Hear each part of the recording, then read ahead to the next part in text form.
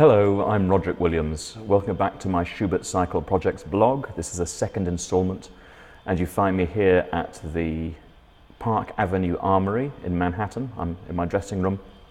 I've got about an hour or so before the concert begins this evening. I'm here with Jenny Agata, who's narrating for me, and Susie Allen, who's playing the piano. This is the fourth performance in about a week that we've given of this particular sequence of music, poetry and prose. We were at the Globe Theatre, the San Wanamaker Theatre, by candlelight just a few nights ago in England, and in Shrewsbury and Ludlow before then. And we now are pretty comfortable with the sequence that we've got.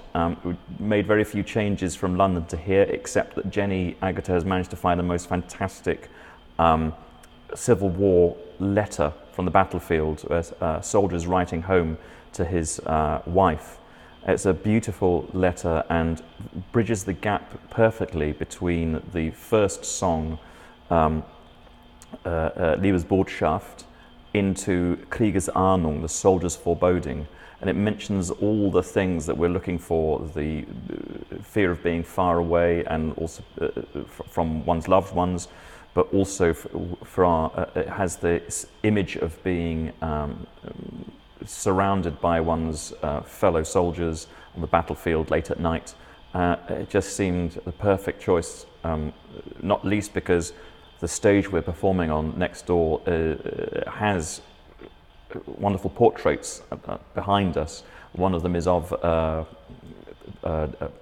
soldier and officer in Civil War style uniform, so it all seems to work very well from our point of view. Yeah, we've been wrestling a little bit with the format and taking heed of the feedback we've been getting from our friends and relatives and from people who've contacted us by various means online and what have you.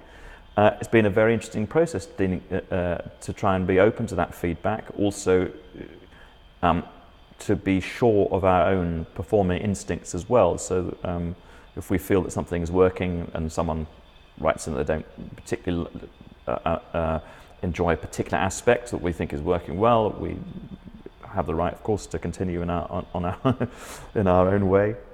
But nonetheless, a very interesting process of opening it up for discussion, really. And I've found personally that the singing of the songs has been getting steadily easier with each performance, and it's very interesting for me, who often over programs maybe. Some of my recital programs, I have to admit, in the past have been a little long, a little bit hard to perform. Because I just love all the music, so I just throw it all down and as a sort of list of favourite bits, and then struggle through it and reap the rewards of that later on. But with this project, there are only 14 songs for me to sing in an evening, and particularly in this amazing acoustic here at Park Avenue, at the Armoury here, it isn't as vocally taxing as I had thought it might be. And it's by now I'm comfortable enough with the repertoire to be able to look beyond the simple memorization and the technical challenge of singing it, to being able to join myself more in the present and be receptive to the poetry and the prose that Jenny speaks, and receptive to what Susie is doing in the accompaniment, and surf that experience a little more. In fact, one of the things I've discovered is because the nature of the poetry, particularly the Heine, but not just Heine, but the Rellstab in the first half as well, because the nature of the poetry is so dark and goes to such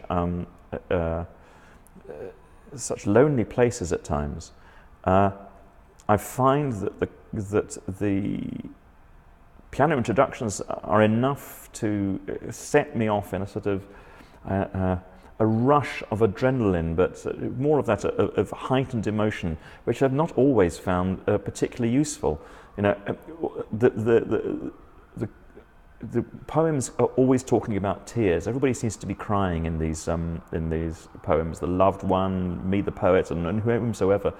And it's difficult to sing when your throat constricts and if you find too much emotion coursing through you. So I have to try and work in the next couple of performances on maintaining a an artistic distance, as it were, while trying to communicate those feelings. It's I want both. Oh, hang on, I think someone's going past in an ambulance there, poor things. So I'll have to work on that to try and find that dividing line in performance between being emotionally involved myself and professionally detached in order to do the job. But I can't tell you how rewarding it has been thus far, and I'm looking forward to these next two performances with real anticipation. So we'll see how we get on.